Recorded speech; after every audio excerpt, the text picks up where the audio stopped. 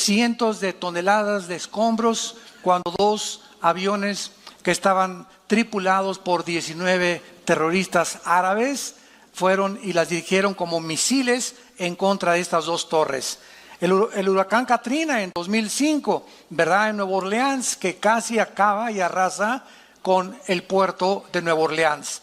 El terremoto de Chile, casi de los últimos que acaban de ver, que movió la inclinación del eje de la Tierra. Esto es impresionante, nunca había sucedido. El terremoto en Haití, la ciudad de Puerto Príncipe completamente devastada. Y ahora tenemos en este año el huracán Harvey en Houston. Gracias a Dios que en Dallas no nos llegó. Llegó en toda la costa del Golfo de México, del Atlántico. Houston, la mitad de la ciudad o más de la mitad completamente inundada. Imagínate levantarte en la mañana, que el agua te llegue simplemente al nivel de las rodillas. ¿Qué haces? Con toda la basura que se desparramó por todas las aguas, los botes de basura, las infecciones, hasta los lagartos se metieron, víboras, culebras.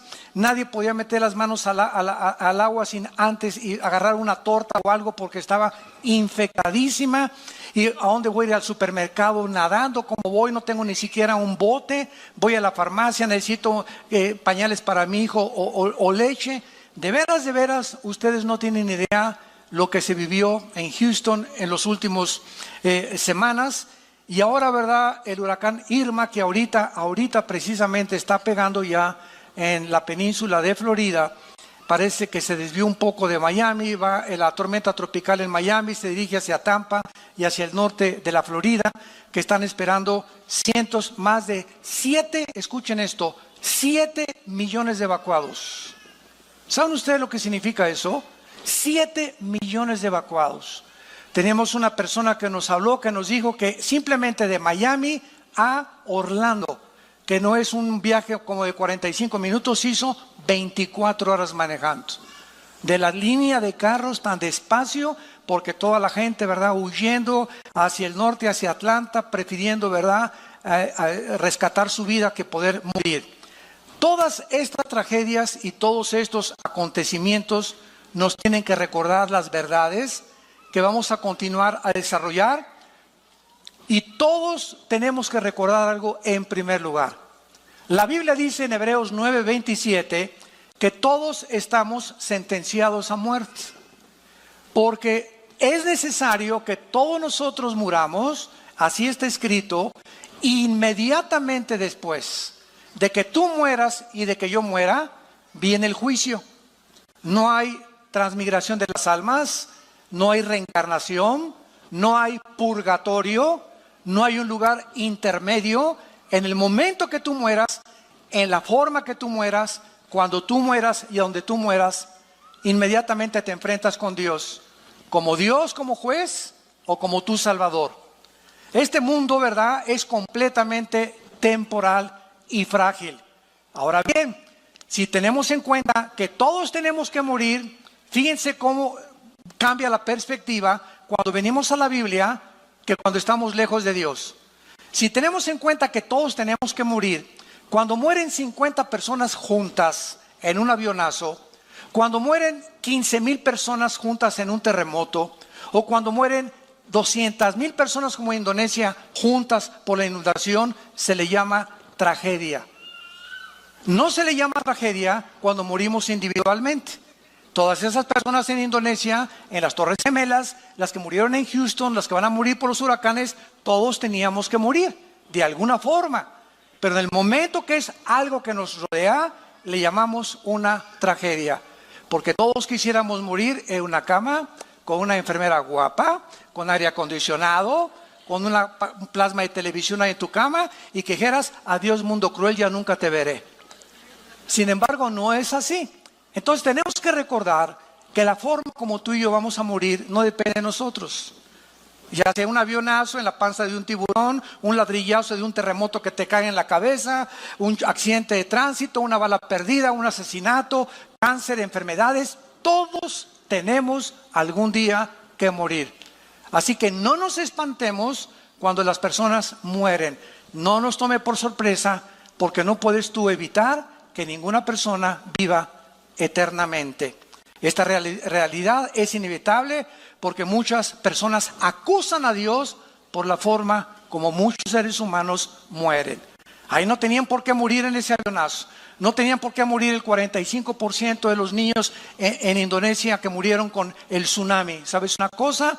Cuando yo me puse a investigar acerca de las costumbres en Indonesia, y de esos 45% de niños que murieron menores de 12 años de edad, la muerte, escúchame, la muerte de esos niños fue un acto de misericordia de Dios. Si esos niños hubieran quedado vivos, hubieran sido educados en la brujería, en la prostitución, en el tráfico humano y en todas las desgracias que en esa zona del Asia se siguen practicando. Así que Dios en su misericordia se llevó a todos esos niños porque la Biblia enseña que de ellos es el reino de Dios. No, pero hay muchas personas que quieren que esos niños lleguen y sigan sufriendo y llegan a los 30 años y que sufran y que se casen y que se divorcien y que lleguen a los 50 años y que experimenten con el cáncer. ¿Cuántos de nosotros no quisiéramos eso? Ahora, ¿qué cosa es mejor? ¿Morir joven o vivir muchos años? Si es con Cristo, dice Filipenses 1:21 el apóstol Pablo, el morir es ganancia. Y si el vivir, si quedarme en la vida es Cristo, es mucho mejor. Pero así somos nosotros, ¿verdad? Como hay personas que me han hablado, oiga mi hermano, hoy por mi abuelita allá en la Cruz Roja, estamos todos deshechos. ¿Qué edad tiene tu abuelita? 95 años. Pues déjenla que se pinte ya. Hermanos, por favor, oren. Oye, espérame tantito, la pobre señora ya se tenía que ir. Es más, se tardó. Bueno, dichosos los que llegan con salud de esa edad, ¿verdad? Pero queremos que se quede. ¿Para qué quieres que se quede tu abuelita aquí, verdad? Si ella es cristiana, gloria a Dios, va a ser libre. El cuerpo es una prisión. No vengan a orar por ella, pero ¿para qué vamos a orar por ella? ¿Para que se quede 5 años hasta los 10, 100 años de edad? Que ya no puede ni caminar la pobrecita, que ya no puede ni ver la pobrecita. ¿Para eso quieres que se quede tu abuelita? Simplemente porque la quieres tener como tú. La muerte para el cristiano es ganancia. Escapamos, dice la Biblia, bienaventurados los que mueren en el Señor, porque han descansado de sus obras. Entonces vamos a ver claramente por qué ocurren estas tragedias. Número 1, veamos la perspectiva de Dios. Isaías 55, versículos 8 y 9. Porque mis pensamientos, dice Dios, no son vuestros pensamientos. Dice Dios, yo no pienso como tú piensas, Pancho, Carmelita, astrofísico, físico, ateo, escéptico y agnóstico. Yo no pienso como ustedes.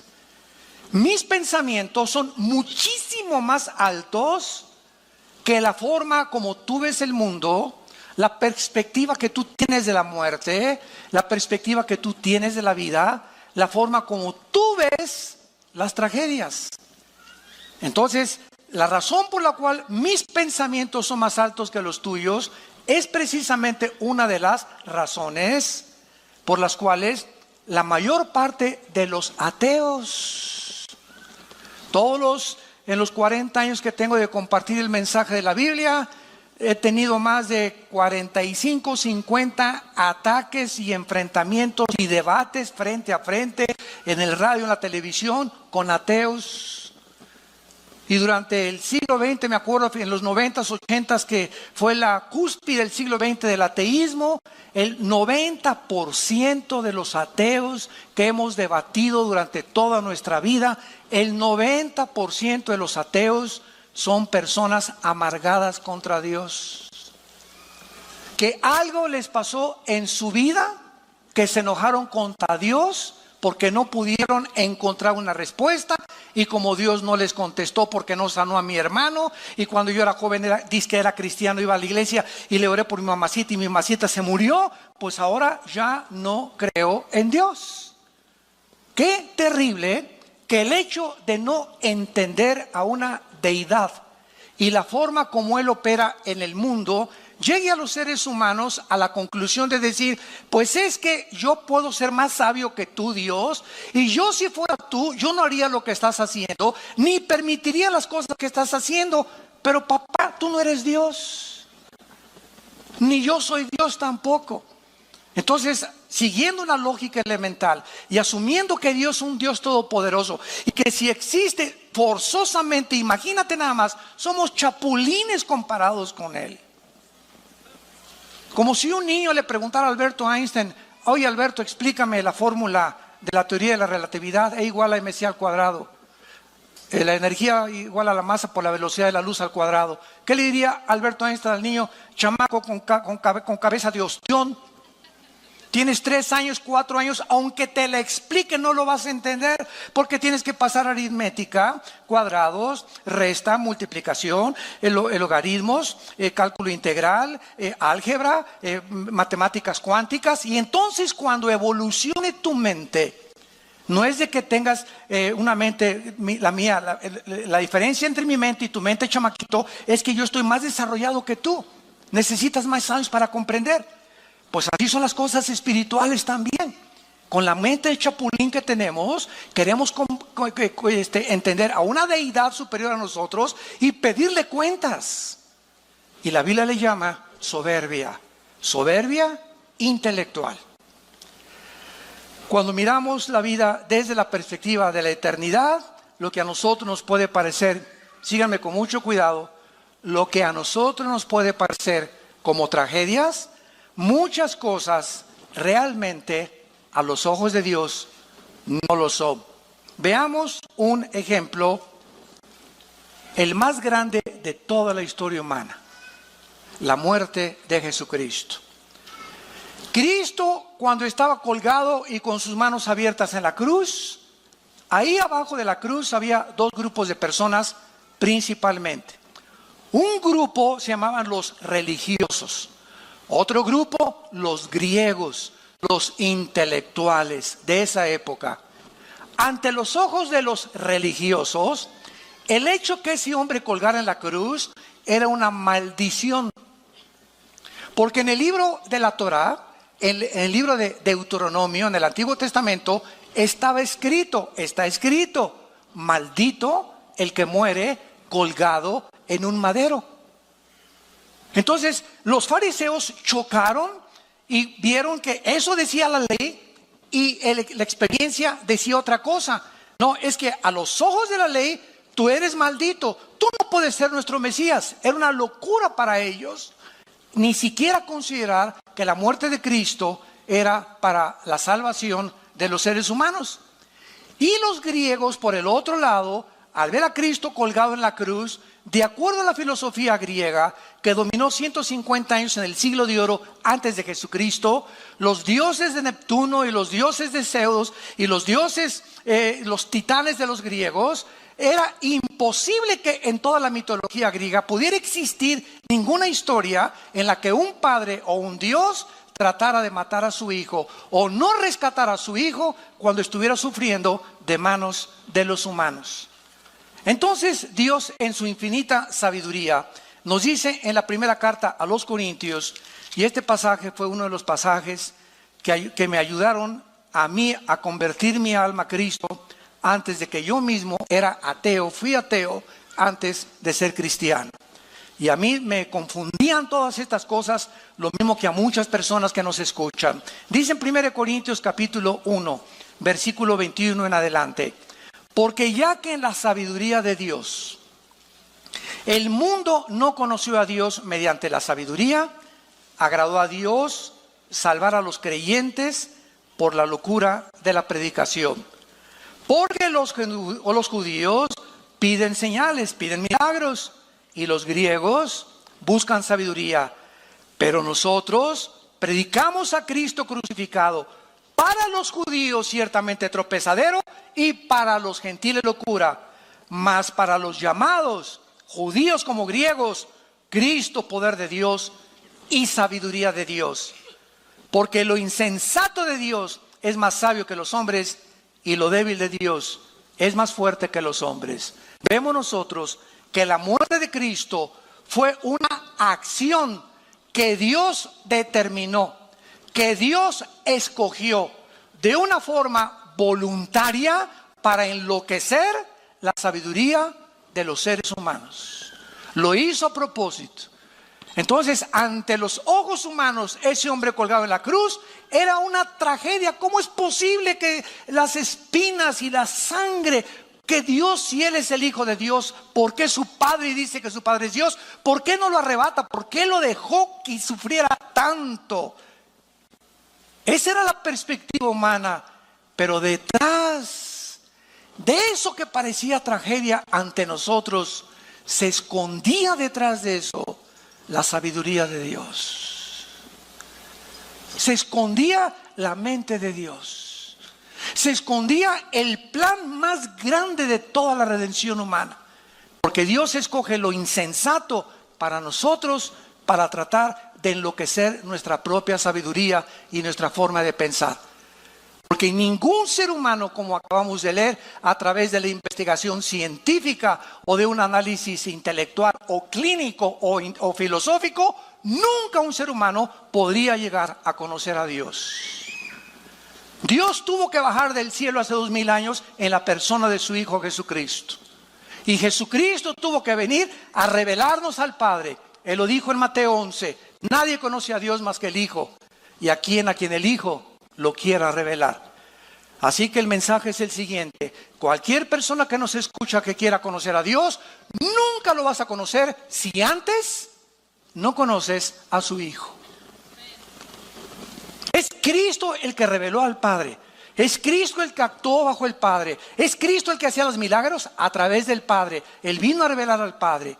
Y el que agrada al Hijo y conoce al Hijo, comienza a conocer quién es Dios, quién es el Padre. Así que no lo vas a conocer en flor de loto en Chapultepec, ni a través del yoga, ni a través de las filosofías orientales, ni a través de Buda, ni de Confucio, ni de Hare Krishna, ni del Dalai Lama, ni de Mahatma Gandhi. La única persona que ha existido en la historia, que ha bajado del cielo, que ha muerto en una cruz, ha sido enterrado, sepultado y resucitado a los 3 días, se llama Jesús.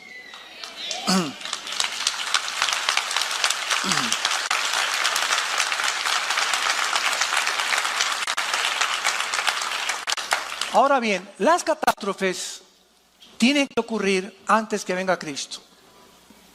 La Biblia profetizó, habrá pestes, hambres, terremotos, sediciones en diferentes lugares.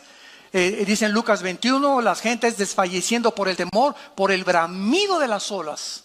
Así fue escrito hace 2000 años. Y en respuesta a muchas preguntas que han surgido en relación a los huracanes, ustedes no se imaginan cómo hemos sido bombardeados. En las últimas 2 semanas con llamadas a la casa de ustedes, me han despertado a la 1 de la mañana. Ay, mi abuelita tiene miedo que el huracán la agarre. ¿Y qué quiere que haga, señora? ¿Verdad? Ay, pues que ore por ella. Imagínense nada más. Que ore por ella a cientos de kilómetros de distancia. Y mi tío que es ateo dice que ahora sí, que por favor le explique a usted cómo es posible que Dios existe y permitiendo tantas devastaciones y tantas cosas. Unos son ataques, otros oraciones, otros inconsistencias, etcétera, etcétera. Pero es increíble cómo se encuentra ahorita la humanidad confundida, preguntando, gritando, ¿qué está pasando con el mundo? ¿Qué es lo que va a suceder? Viene la Tercera Guerra Mundial, el gordito loco de Corea del Norte a punto ya de mandar bombas a Guam, a Corea del Sur, a Israel, a Estados Unidos, etcétera, etcétera. Estamos en un punto de la historia tan conflictivo, tan confundido, que es la hora de la iglesia. Este es el momento en el que más podemos nosotros darle al mundo la luz que están buscando. Filósofos, sistemas de gobierno, ideologías, comunismo, democracia, monarquías, ateísmo, agnosticismo, de todo tipo de filosofías de gobierno, de pensamiento, religiones, de economías, gobernantes, todos viven confundidos en este momento. Ya no saben qué sistema es mejor de gobierno, qué ideología es la mejor, cuál es la mejor religión, cuál es el mejor Dios. Ahora ya viene la corriente famosa que la Biblia profetizó, donde se va a levantar un líder religioso en el mundo que se llama el ecumenismo, tratando de unir. Vamos a unirnos, vengan para acá los budistas, vengan para acá los del Islam. Todos estamos adorando a un Dios con diferentes nombres. Un momentito, por favor, Jesús, María y José y el burrito que los acompaña. ¿Cómo que son diferentes nombres con el mismo Dios? De ninguna manera. A eso vino Jesús al mundo como un hombre radical a decirnos: nadie va al Padre si no es por mí. Ese radicalismo de Jesús Yo soy el camino, no hay ningún otro camino. Yo soy la verdad, no hay ninguna otra verdad. Y yo soy la vida. Eso es lo que hace que el mundo le acuse y nos acuse a nosotros de intolerantes. Siempre que he tenido yo debates con rabinos, con budistas, con musulmanes, es que usted es intolerante. Usted nada más Jesús. Así es porque Él lo dijo. Yo soy la resurrección y la vida. Yo soy el pastor y doy mi vida por las ovejas. Ni tu Buda, ni Mahoma, ni Mahatma Gandhi, ni el Dalai Lama, ni Hare Krishna, ni nadie ha dado su vida y ha dicho: voy a morir a los 3 días y voy a resucitar. Entonces nos estamos en un tiempo en el mundo en el que tenemos ya para poder tener respuestas. Todos tenemos que morir, ya lo vimos, y la pregunta no es si vas a morir, porque ese es un hecho, esa es una verdad. La pregunta es: ¿estás tú preparado para el día que Dios te llame a encontrarte con Él como juez o como salvador? Yo te pregunto en esta mañana y a los que nos escuchan, no importa que sea tsunami, que sea un accidente de tránsito, todos tenemos que morir. La pregunta es: ¿estás preparado para morir?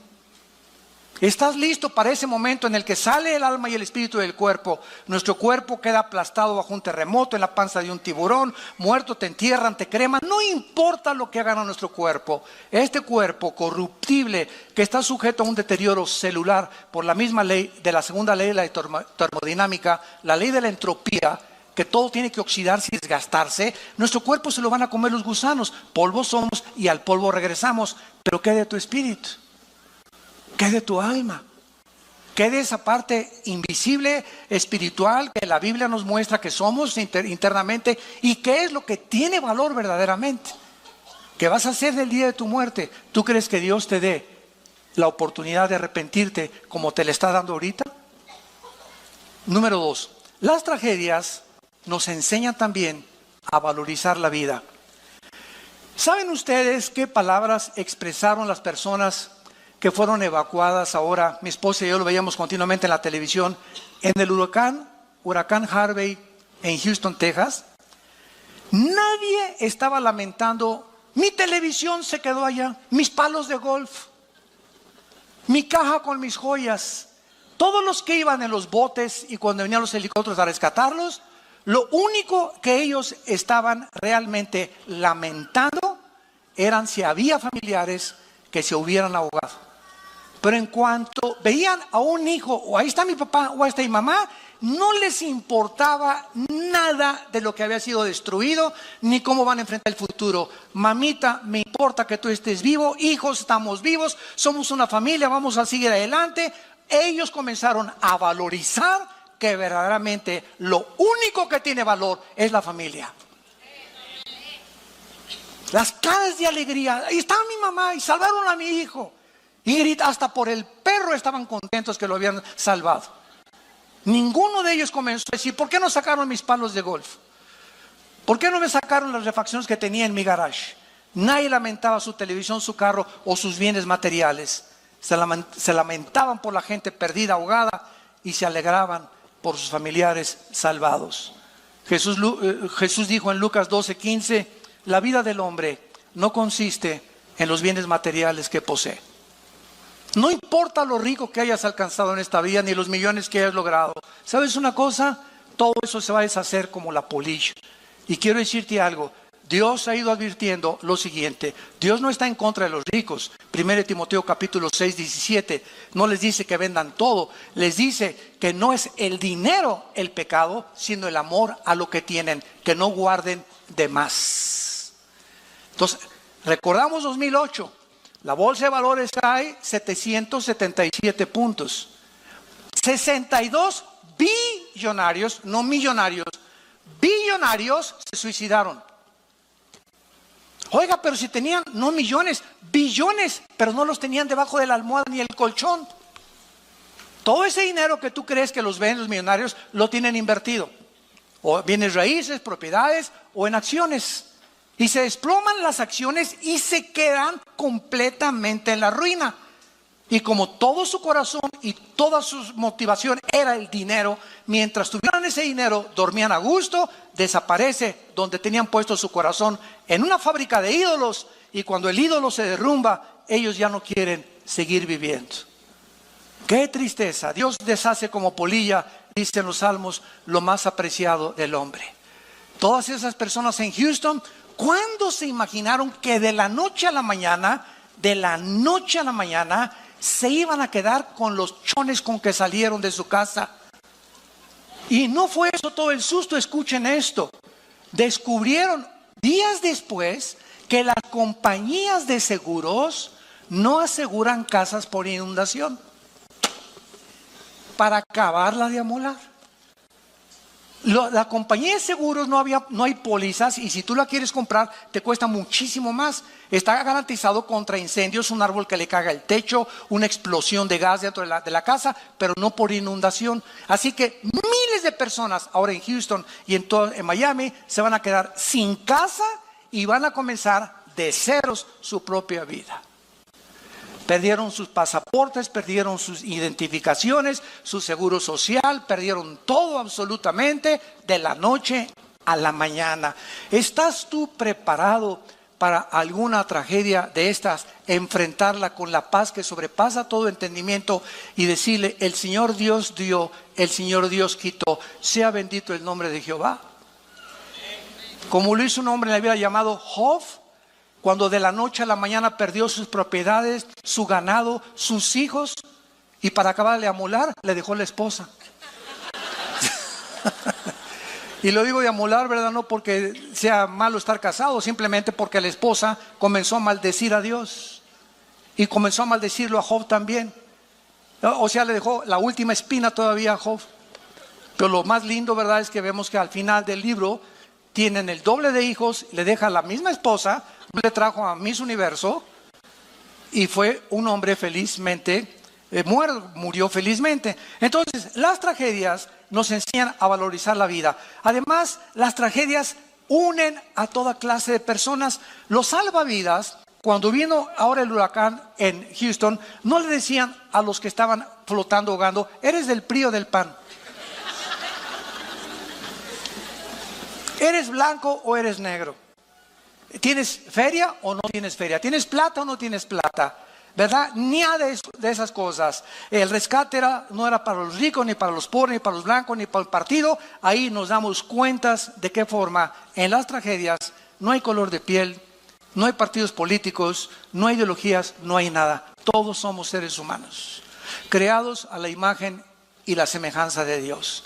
Y todas las cosas que nos dividen, tonterías, ¿verdad?, que se llegan a matar porque tú eres de otro partido. Pues tú le vas a las Chivas, yo a la América, y te voy a agarrar botellazos, porque yo soy americanista. Y si sale el camión de la UNAM, de los Pumas, y sale otro camión, le rompen los cristales y lo voltean porque le ganaron a los Pumas.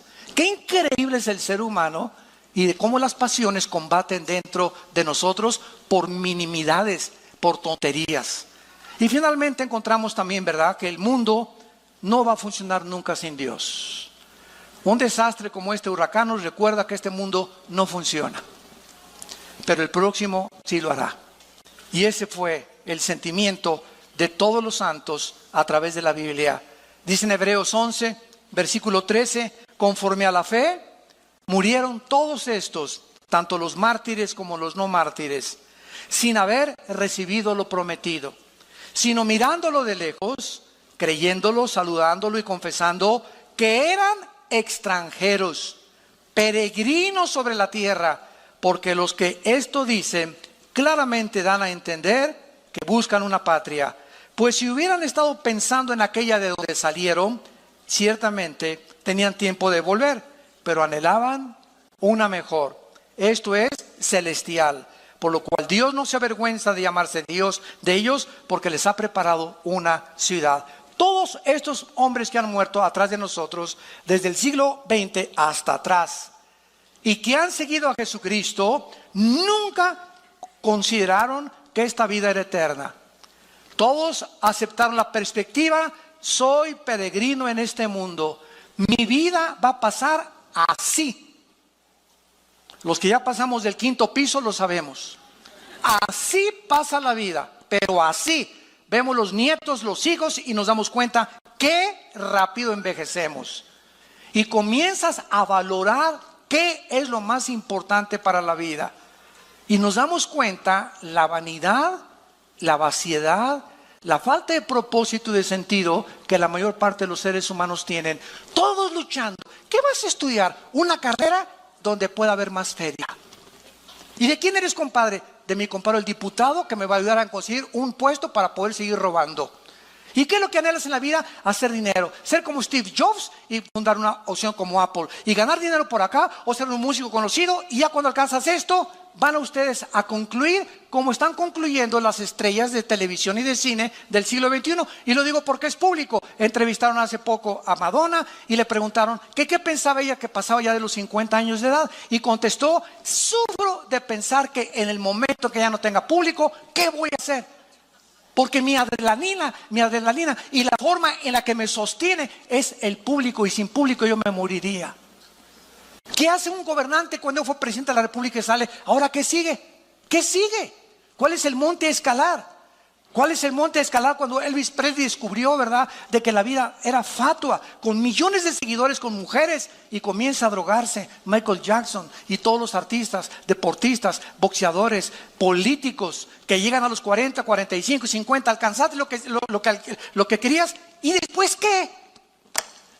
Sigues vacío internamente, te das cuenta que te falta algo, porque no hay nada, como dijo Jesús a la mujer samaritana: de esa agua volverás a tener sed, pero el agua que yo te doy será una fuente que salte para ti en vida eterna. El hombre es vano en su forma de vivir. Siempre el dinero y el show, y por aquí, y el fashion, y esto y el otro, y siempre estamos pensando, en nuestras cabezas tan llenas, y de repente, sin que te des cuenta, ¡pum!, llega la muerte.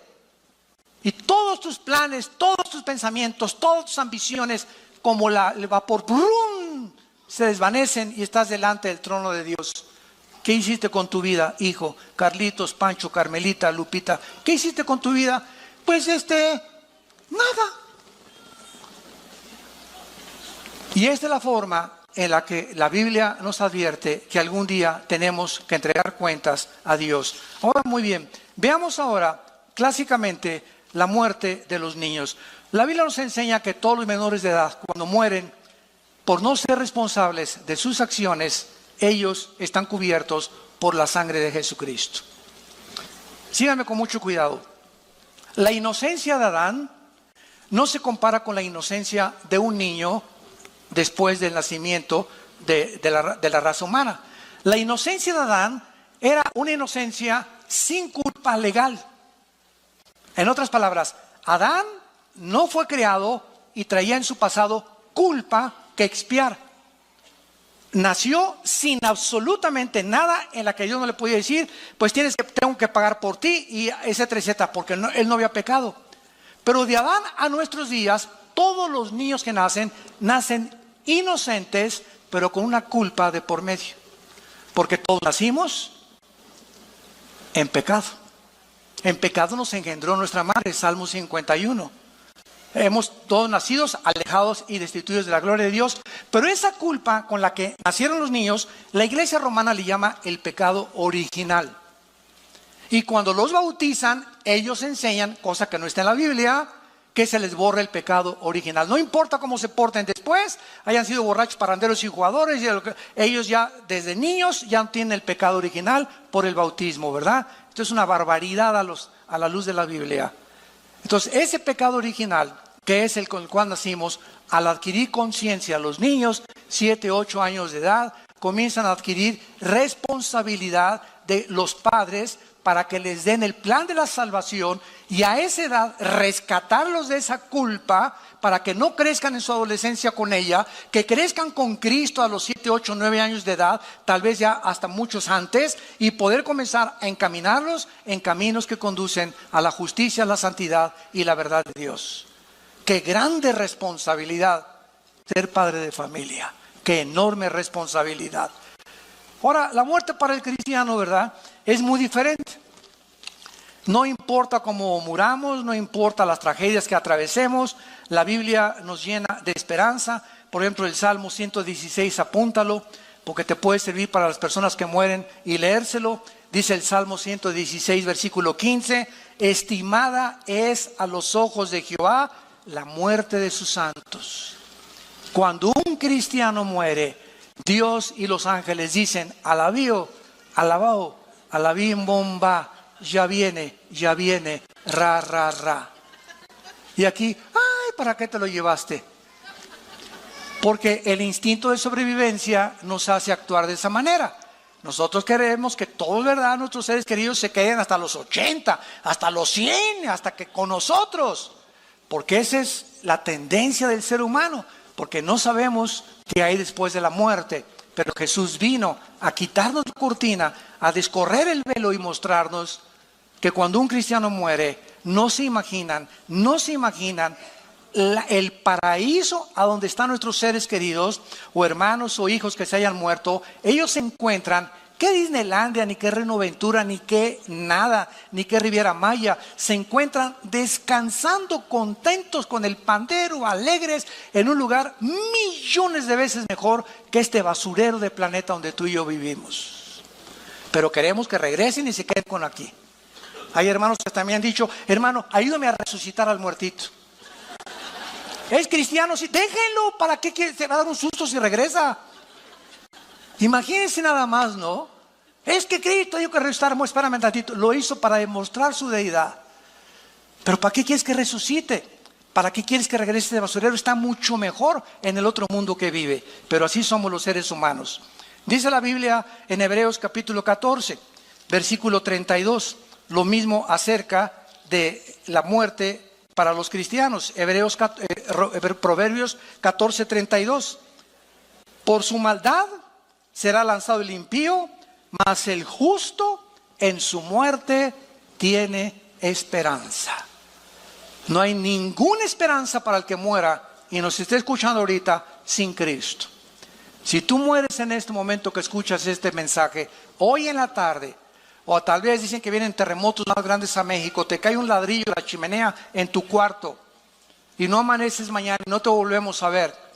Tú mueres sin Cristo, no lo digo yo, lo dice este libro que se llama la Biblia. Tú vas a ser condenado eternamente, lejos de la presencia de Dios. Y cuando estés en la otra vida, siempre recordarás que Dios te habló a tu corazón en esta mañana. Y yo estoy seguro que cuántos de ustedes, y hay cantidad de millones de personas que ahorita no están escuchando, que Dios les está hablando por última vez. Que ya no va a tratar Dios con tu vida, te ha hablado muchas veces, pero por tu corazón endurecido amontonas ira para el día del juicio justo de Dios. Y vemos también en Isaías 57, este pasaje me encanta. Isaías 57, perece el justo y no hay quien piense en ello. Los piadosos mueren y no hay quien entienda que delante de ellos la aflicción ha sido quitada. Entrará en la paz, descansarán en sus lechos todos los que andan delante de Dios. Y así es la vida. Muere un artista y hasta Bellas Artes y rodean y mariachis y 10,000 personas y viva por aquí, por allá, y muere por allá San Francisco de Asís y las ratas lo acompañan al entierro. Así es la vida. Y muere un presidente, y muere un cantante, y muere este, y muere por aquí, por allá, y las televisiones y todo, y entrevistas, y cómo murió, y murió de un pasonzototote de drogas, murió de un pasontote de alcoholismo, murió porque mató a su esposa, y mató a su esposo, y se envenenaron, o lo que quieras, pero la gente los levanta, y lo que los hombres tienen por sublime, Dios lo tiene como abominación. Y así es la vida. No nos sorprendamos, porque el mundo alaba y exalta a aquellos que no merecen, pero para ellos fueron buenos por lo que fueron buenos futbolistas, buenos cantantes, buenos artistas, buenos políticos. No digo que todos, pero así es la forma como la Biblia nos dice. Muere el justo y no hay ni siquiera que se acerque a su cementerio. Ahora vamos a ver nosotros qué es la diferencia cuando nosotros vivimos a la luz de la eternidad. ¿Qué diferencia tan grande? Cuando una persona ha aceptado a Jesucristo como su Señor y Salvador, y las personas que le han rechazado, el cristiano es una persona que no tiene ninguna religión. ¿Sí me escucharon, verdad? Tú puedes ser evangélico, puedes ser bautista, puedes venir a Vida Nueva, puedes ser bautizado, remojado y colgado, puede ser mormón, testigo de Jehová, adventista del séptimo día, católico. No me importa el título de la botella que tú le has puesto a tu vida. Unos católicos, otros protestantes, otros mormones, etcétera, etcétera. Cuando venga Cristo, nunca va a haber el título ni la religión a la que perteneces, sino qué está dentro de la botella. Así que no importa el título que, pues yo no soy católico, pues porque me bautizaron y crecí en un lugar católico. ¿Sabes una cosa? Tú puedes ser católico e irte al infierno. Tú puedes ser mormón e irte al infierno. Tú puedes ser evangélico e irte al infierno. No es la religión la que nos salva, entendámoslo por el amor de Dios. Dice 1 Juan capítulo 5, el que tiene al Hijo tiene la vida. El que no tiene al Hijo, aunque tengas la religión que tengas, la religión y la iglesia te va a salvar. El que salva es la persona de Jesús. Entonces tú necesitas a la persona de Cristo en tu vida como tu Salvador, y cuando tú lo invitas como tu Salvador, comienzas a tener relación no con dogmas, ni con ritos, ni con peregrinaciones. Comienzas a tener relación con un hombre que murió y resucitó, viva, orgánica y dinámica, que se llama Jesucristo.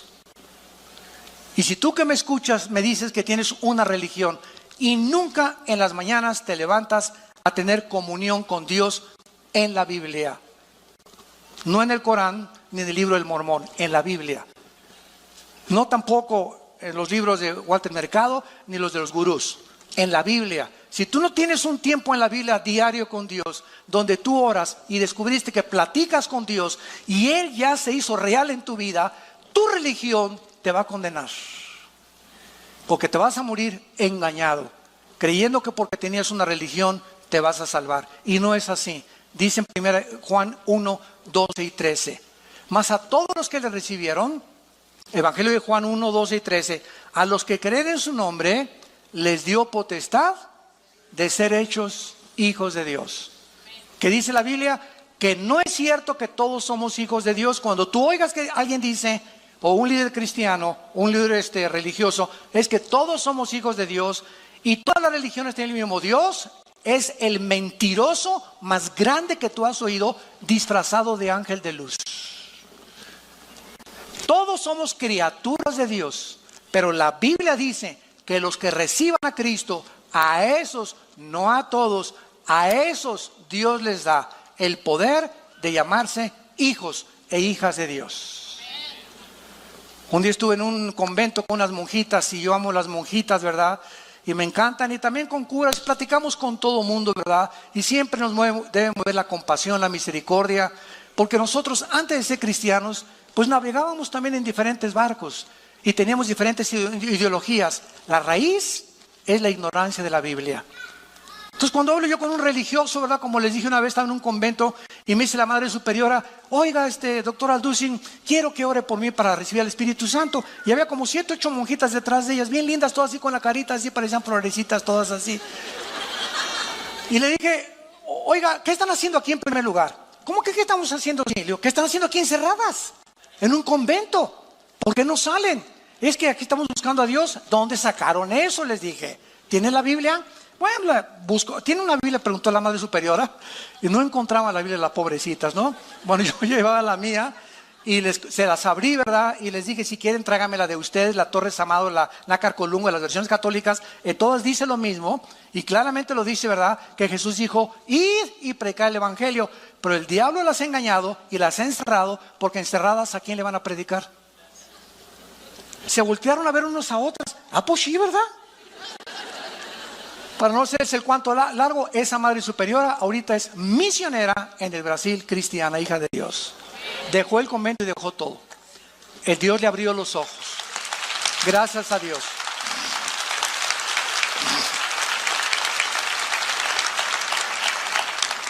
Jesús profetizó a sus discípulos que vendrían estos tiempos, aumentaría en el mundo las guerras, el hambre, el odio, la falta de amor, la deshumanización y la falta de afecto natural. Y el síntoma, damas y caballeros, para terminar, más grande de descomposición social. No nos asustemos de los tsunamis, terremotos que van a venir y van a azotar el mundo, y muy pronto ya soy en las cascos del Apocalipsis en el cielo, que viene Jesús pronto por nosotros. La iglesia va a salir antes de que todos los juicios del Apocalipsis caigan sobre el mundo. Es una promesa de Cristo. Asustémonos de la descomposición social de los matrimonios. El matrimonio es la institución más santa y más sagrada que Dios estableció. El matrimonio es el fundamento de todas las sociedades y la familia. Y de acuerdo a este libro, la familia es un papá, un varón, una mujer con hijos. Esa es la familia para Dios. No es un hombre con un hombre y una mujer con una mujer. Eso ya es la descomposición más terrible, más degradante, más inmoral a la que la sociedad humana ha llegado, como un síntoma de que la sociedad ha llegado a los juicios de Dios. No echemos la culpa a Dios. ¿Por qué muere tanta gente? ¿Y por qué estos terremotos? Veamos el comportamiento y el pecado tan descarado, donde el ser humano está aceptando esto como algo normal. Y no es normal, es pecado. Un matrimonio es entre un hombre y una mujer, un perro y una perra, un gato con una gata, un león con una leona, un caballo con una yegua. No es un caballo con un caballo ni un perro con un perro. Dejemos la Biblia. La naturaleza misma nos enseña la multiplicación de las especies. Por eso hay el género femenino y el género masculino. Eso no fue una obra de la evolución. No es una coincidencia que yo haya nacido con órganos reproductores masculinos y mi esposa femeninos. ¿Para qué? Para unirnos los dos. Un niño necesita una mamá, un niño necesita un papá. No necesita dos mamás y dos papás. Un niño que crezca sin un papá pierde la imagen masculina. Y de acuerdo a estas estadísticas, casi el 60% del homosexualismo es de personas que nacieron en matriarcados, donde en el lugar es la mamá la que manda y el papá está borrado completamente. Y el hijo se identifica con la mamá porque el niño necesita la identidad de un padre.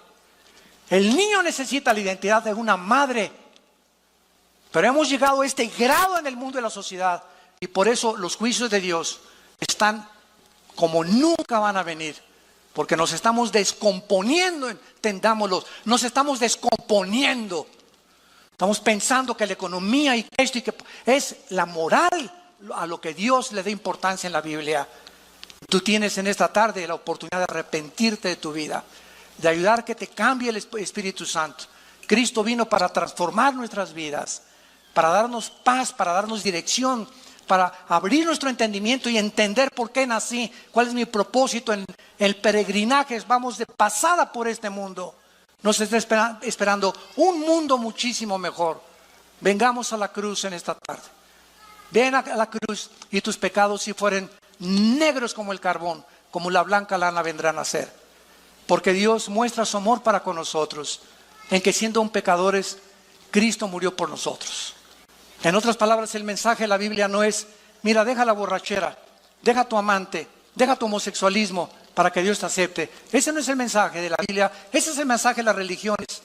Esa es la gracia, eso es lo que hace diferente el mensaje de este libro a las demás religiones. El mensaje de la Biblia dice: ven cómo estás. Eres homosexual, ven a la cruz. Cristo murió por ti, por los pecadores, no vino por los buenos. Eres borracho, parrandero y jugador, eres un adúltero, eres adicto a la pornografía. Ven a la cruz, así como estás. Y si tus pecados fueron negros, mataste a 30 personas, abortaste a 50 niños, ven así como estás, con esa culpa que te está destrozando, y la sangre de Cristo nos limpia de toda maldad. Es el mensaje de la cruz. Vengan como están. Ven cómo estás. No digas: es que yo quiero primero cambiar. Es que nunca lo vas a hacer. Si así fuera, si hubiera alguna fuerza en nosotros que nos pudiera proporcionar la paz y que pudiéramos cambiar, no hubiera muerto Cristo en la cruz. Pero Él murió precisamente por nuestra debilidad, por nuestra incapacidad de vivir para Dios. Ese es el mensaje de la cruz. Si no fuera así, entonces la muerte de Cristo fue un desperdicio. Tenemos que entender este mensaje y compartir este mensaje. Dios nos acepta así como estamos.